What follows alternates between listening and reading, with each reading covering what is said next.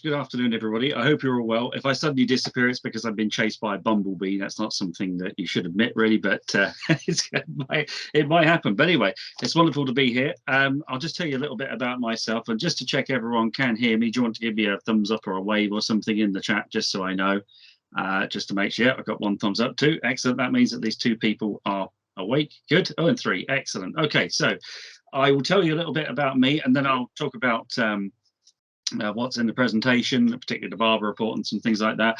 And really what I want to do is put an idea out to see what colleagues thought of it, because that's always a really great way of doing this. So at the moment, I am Head of Digital Learning at the University of Bedfordshire. We're based in Luton, in Bedford, and all sorts of places around the country. We seem to have spread out as far as Birmingham and London.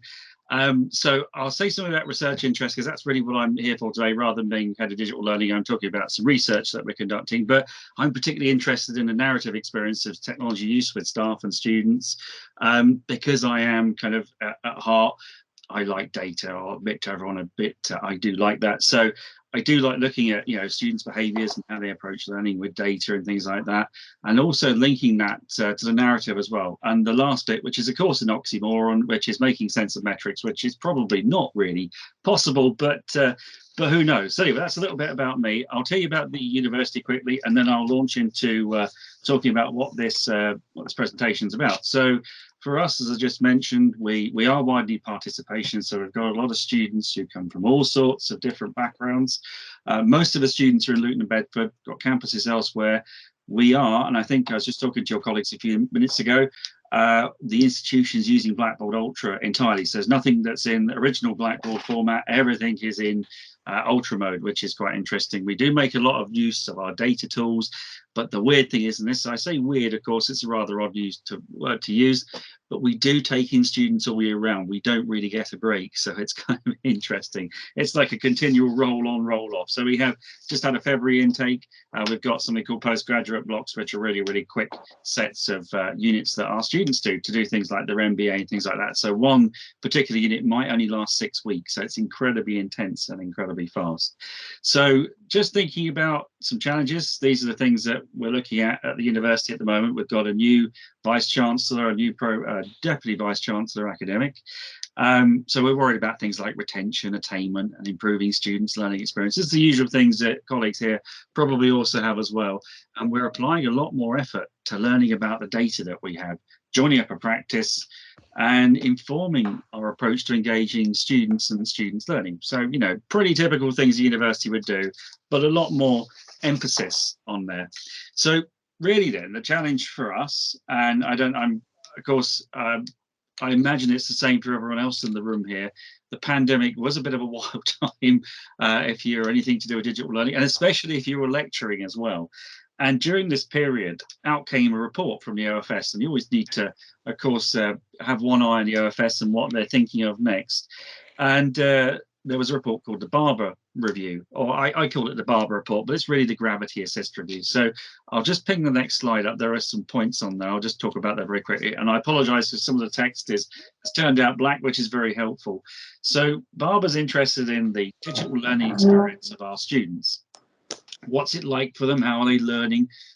How are we going to, in our case, deliver digital learning excellence? So Barber does provide a list, but you can see on the left-hand side, I'm not so convinced that it's really helpful to colleagues. So I've kind of decided, in sort of slightly arrogantly, perhaps, to reorder it a little bit. But for us at the university, that reordered list represents a different way of thinking about the problem that we've got. We know students can learn online. We've demonstrated that through the pandemic. We know that colleagues are more than capable of maintaining and delivering an excellent learning experience. The problem really is here, what to do next? Because we've got lots of questions now. We've kind of, we've not spoiled students, but the students have seen what it's like to learn online. So we're getting a lot of challenges. Our students don't want to be in the classroom. They can see that it's very easy to work online. They can do that instead. They don't need to commute. So for our students, there's a lot of commuting. A lot of students come from London and places nearby, just outside of North London, to get to us. So The list there, you can see Barbara, I think, approaches the structure in a very strange way. The strategy part I would agree with at the end, but you can see where I've set the list out, I've said making sure students have got access to the right infrastructure. So we've already got a VLE and we know that works fairly well. But then using Barbara's terms there, good access enables staff and students to build digital skills. So I'm actually focusing slightly differently here for our students. The question I've got is, where I've got all of our students coming to our VLE and interacting and engaging, what are they coming with and how are they prepared? You know, what equipment do they have? Do they have the right things? Because we might make assumptions about how students are equipped. You can see the inclusion is in there, and it's only on point 4 that I've reached the pedagogy there, because I think a lot of this has got to be predicated on what are students coming to us with and what do our existing students have in their digital toolkit, as it were. We know that some of our students, and I know this from doing lots of interesting data analysis, some of them only use their mobiles, which is perhaps a bit worrying because we're not sure how they're going to hand their assessments in. Anyway, so just a bit of a thought there. If you haven't seen Barbara's report, do have a read of it. You'll see Barbara's list there on the left, and that's my sort of rather cheekily reordered list. That's kind of our priorities for what we're looking at next year rather, instead of next door, excuse me. So if I just flick forward a bit, there's a few bits on this slide. So these are some of the issues. I was looking through Barbara's report and thinking, well, actually, there's a confidence and competence issue here. Barbara says that most of the students are content with the digital teaching. I don't know about you all, but if you've never experienced digital teaching before online, it can be new and novel. But the question is, of course, where's the pedagogy? A lot of our students, and we did a lot of strange things during the pandemic, we actually ended up not doing live sessions. So students wanted some kind of face-to-face interaction. They didn't quite like the idea of recorded lectures. There's lots of issues there. I've already mentioned about the students being equipped to learn digitally. So big challenge for us. You know, we've got lots of students who come from areas of the country where participation in higher education is not very high. So, you know, what are we going to do with our pedagogy if we don't understand what our students are doing and what they're coming to us with? And thinking forward, of course, as well, I was going to say great or managed expectations. Something I'm having a look at in the institution is how we talk about learning and learning online. So, you know, how do we tell the students or explain to them, this is what we expect you to do, and this is how your experience is going to be when you're learning online. And I think that also would help colleagues a little bit as well, because there's lots of information and guidance out in the wild that tells us, you know, gives us all sorts of interesting ideas. And I, of course, myself included right now, I'm talking about these very things. So, you know, what is the language we want to describe? Now, you'll find something that's very useful there when it comes to the language. The QAA's review of digital taxonomy. It's, of course, written as the QAA write it. And so in our case, we've had to, you know, do a bit of work to make it digestible for colleagues and to explain what it is we want to be delivered and what they think should be delivered as well, because this is a bit of a negotiation. So just thinking forwards then, this is happening right now. So I'm going to talk about something that's going on live. And if you want to find out more, come and see me at the Blackboard conference. I have a lot of data and a lot of interesting things that we found out. So, but just some points to think about. I've got 1 minute left, so I'll keep this quick. Barbara mentions digital teaching instead of digital learning, which is very interesting. So there's not much emphasis on learning. I'm interested in what the students' behavior, how that's going to influence our pedagogy, their own success, and what's the difference, and of course it sounds like a joke, but it's not, what's the difference between our foundation, first, second and third year and postgraduate students? How do they approach learning and assessment? Now, I'm using that particular example because that's a nice way of focusing on what the students are doing. And how can we help our experts, and I don't use that term lightly, of course, because I'm aware I'm not an expert at teaching, lecturers, teaching staff, explain effective behaviours to the students. So, bit of a whiz through there. I can give you an idea if you want to ask me some questions about the things we're using. And I think you might already be using Studiosity yourself as well. So we've made a big thing of that this year. So hopefully there's something useful in there. Please do ask questions, because that's I'm testing this idea out and I'm not sure whether it's a good idea or a bad idea. So over to you all. I'd like to say a huge thank you, David. It was a fantastic presentation, a whistle-stop tour with a critical view on what was a very important paper that came out and influenced the sector. So I think you're quite right to push and challenge and look at the translation of it as well. So the chat window is open. Please do get questions in for David, or if you prefer to use the hand raise feature, you can ask questions that way. And I guess I'll kick us off whilst we wait. You had a lovely statement in one of your slides that was competencies versus confidence. And well, assuming we're talking digital competencies and confidence in students. How do you see that sort of difference navigated, and how institutions best to support both and or either? I think the issue is understanding the student's perspective, because a lot of our students come to us and they do struggle because they're transitioning from not having had any formal education for perhaps 30 years in some cases. And so we have to meet the students halfway.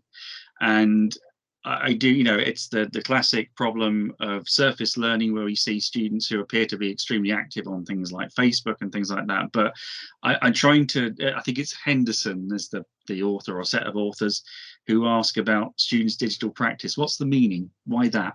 Why are students doing that? And so if we can understand that, then we can meet the students halfway and we can guide them towards a better, if you like, a better way of doing things. Now, I'm aware that may not apply to students, for colleagues who are here, but certainly for us, retention, attainment, they're core problems. And so explaining those behaviours to students that will yield success, I think, is part of it. I could take away the word digital and just perhaps leave the learning and teaching there, because we could do that easy enough. And I think that's an important point to remember, that although we're all sat talking virtually, we could just as easily do this electronically. Sorry, in person. See, I got digital in the brain. Sorry, excuse me. So I think there's something to be said for that. And again, as I mentioned the experts earlier, something to be said for asking the experts what they think is going to work best. So fantastic, thank you. So we have had a question coming from Jed, who is obviously keen on your use of data and analytics. Yeah. The question is, do you use Data Studio or Power BI integrated with the VLE to build live KPI and engagement dashboards? Now, I have surfacing data. Yeah. An embarrassing admission, Jed. We're only just starting to experiment with things like Power BI. We have kind of woken up and gone, gosh, that's a fantastic piece of software. What we're finding is part of the problem is knowing what you can find out. That's the interesting thing. So with this presentation, I'll pop the slide on so colleagues can see it. But what I'm trying to introduce is a structure to help us understand the student's behaviour. One of the biggest challenges to perform what's in that list there, the first two blocks at the bottom is about 7 million rows of data. So it's a hell of a lot. Well, that's just the last 6 months. That's just tracking the students, what they're logging in with, what they're using, where they're going. So it's part of our development process, is learning about that, learning about what we can find out about the students. And then, of course, equally what's important for colleagues as well, because there might be some insight in there that actually helps us understand and help our students. So yes, eventually Power BI, that's the idea. Integration with the VLE, we use Blackboard's data product to do that, which is really good. If you haven't got it, definitely get it, because you can find out all sorts of absolutely very interesting things that you never knew existed. And it comes with nice reporting tools, which you can get your data together for, and it gives you a bit more longitudinal data. Fantastic answer. I appreciate that. And then, yes, we will be looking into Blackboard data at the University of Lincoln very soon. Final question, since we do just have a very short period of time left, was around our faculty members using a mailer or a CRM for mailing to learners, and which would obviously give you data as well. Interestingly, no, but we're going to buy one. So we're kind of behind the curve quite a bit on that. We've got a lot of different interconnected systems, usually with spreadsheets and things like that. So it's an interesting one. Would you like me to answer the last question, which is a great one? I'm glad it got asked a bit later on. Do you know, I really do, but I will need you to be quick, because I need to run to the next session. So the problem with Barbara is, of course, that we've yet to adopt the recommendations. That's what we're in the process of doing. The widening participation mission, that's what this work is about, finding out where students are coming from, what they're doing, so we can help them understand how to do it. And the problem that we have, you've identified at the last line there, the graduate salary, that is an issue for the university. Employability is a big one. Quite how we're going to manage that, I don't know. I suspect it's going to be a 2 to 3 year process, a bit like the TEF, which has just re-emerged, hasn't it, in the last few days. So, and yes, I will I just seen Jed's comment too. Yeah. So that's where we're at with it. It's a bit of an unknown at the moment. I'm just doing the first phase. We're just trying to work out what's going on. Sounds a bit nascent, doesn't it? But that's just where we are at the moment. So no, it's a huge political hammer to end this session on, and the concept of graduate salary as a metric and impacting wider participation, we could talk about for days. we could. Unfortunately, we don't have that time.